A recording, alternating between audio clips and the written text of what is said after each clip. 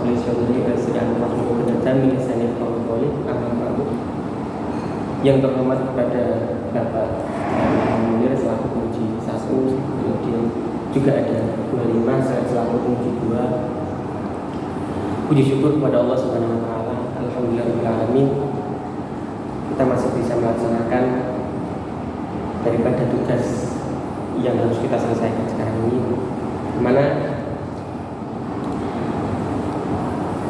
sekarang ini dilaksanakan seminar proposal. Semoga Allah memberikan yang terbaik, terutama bagi saya yang sedang menjalankan ujian saat ini. Sebelumnya perlu saya perkenalkan diri. Nama saya Haryanto. Di sini saya akan memaparkan sedikit secara singkat saja mengenai tema yang saya bawa, mengenai proposal skripsi ini. Jadi tema saya itu adalah persepsi guru PAI tentang konsep merdeka belajar di SMP sekecamatan Grati. Berawal dari latar belakang, dua latar belakang yang memang sangat berpengaruh bagi saya. Yang pertama adalah terkait bagaimana keresahan dalam diri saya. Kemudian yang kedua, ini bersifat urgent ataupun penting. Kurikulum Merdeka Belajar ini termasuk kurikulum terbaru saat ini yang dilayangkan oleh Menteri Pendidikan Nadiem Makarim. Nah, ada apa di balik ini semua? Bagaimana dengan latar belakang penelitian saya?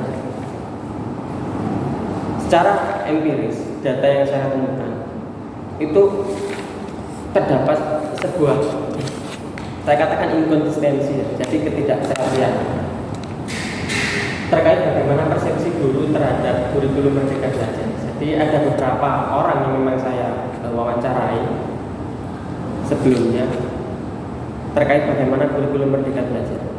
Banyak yang mengatakan bahwa kurikulum Merdeka Belajar ini sangat sulit untuk diterapkan, terutama di Kecamatan Grati itu sendiri. Makanya nanti itu alasan saya mengapa kok ngambil di Kecamatan Grati, bahkan SMP Kecamatan Grati, karena ada 3 sekolahan, SMP 1, SMPN 1, 2, 3 Grati, kemudian ada SMP Terbalas juga swasta. Karena memang di 4 sekolahan ini guru-guru kayaknya ini mengatakan bahwa sangat sulit kita menerapkan karena kultur di kabupaten itu sangat ini terkait bagaimana semangat belajarnya, kemudian kedisiplinannya, kemudian bimbingan ataupun semangat dari orang tuanya. Sedangkan kurikulum Merdeka Belajar ini sangat memungkinkan nanti seorang siswa ini mampu interaktif di dalam kelas. Kemudian seorang siswa itu dituntut untuk bagaimana dia itu mampu terampil di dalam kelas dan lain sebagainya. Itu kurikulum Merdeka Belajar karena berbasis kompetensi, di mana seorang anak, seorang murid itu diharuskan aktif di dalam kelas, mempunyai potensi, mempunyai bakat yang sangat luar biasa, itu sangat dituntut. Namun di Kabupaten Pasuruan ini dari segi pendidikan saja itu minim ya saya katakan, karena memang tidak terlalu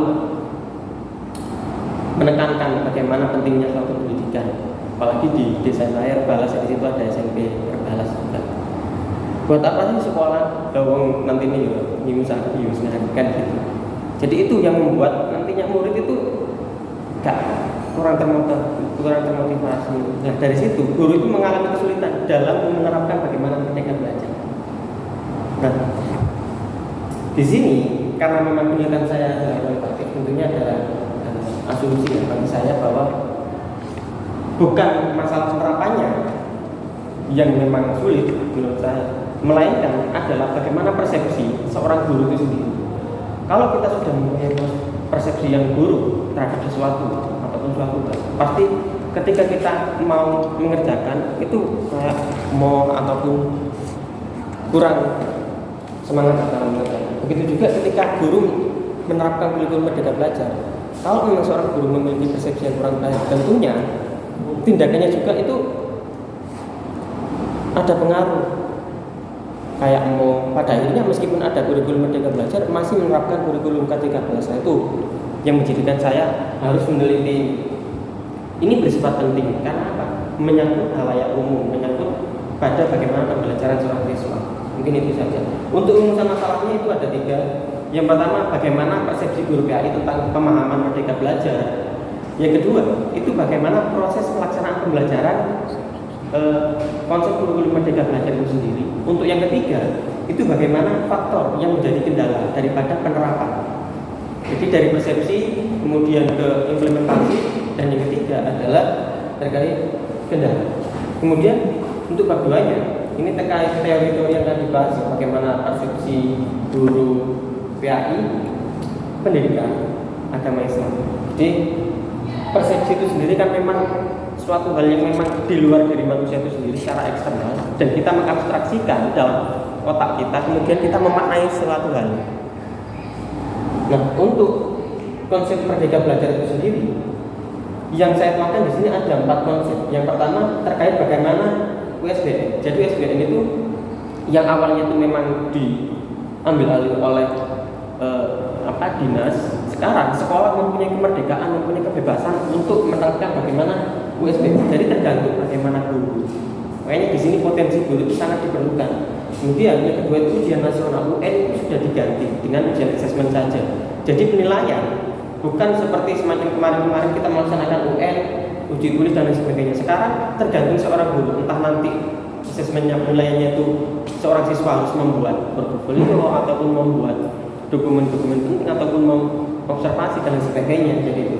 Kemudian rencana pelaksanaan pembelajaran RPP-nya itu sangat disederhanakan. Yang dulunya mempunyai komponen-komponen sangat banyak, sekarang sudah hanya ada 3 saja. Yang pertama perencanaan, yang kedua itu pelaksanaan, dan yang ketiga itu adalah penilaian. Untuk penerimaan peserta didik baru ini menggunakan sistem zonasi. Itu yang kedua. Untuk yang ketiga, jenis dan pendekatan penelitian. Jadi jenisnya itu adalah kualitatif ya, kualitatif deskriptif, di mana saya menggunakan itu secara naratif. Kemudian pendekatannya itu menggunakan fenomenologi. Jadi karena saya memang harus terjun ke lapangan, tentunya saya paham di situ bagaimana fenomena-fenomena yang terjadi, apapun itu yang ada di kelas, bagaimana penerapan guru dalam melaksanakan konsep merdeka belajar. Untuk jenis dan sumber datanya ada 2. Yang pertama sumber primer dan juga sumber sekunder. Untuk sumber primernya adalah key information-nya. Dia seorang guru PAI. Untuk sumber sekundernya bisa jadi nanti selain guru PAI itu sendiri, kemudian ada jurnal dan lain sebagainya.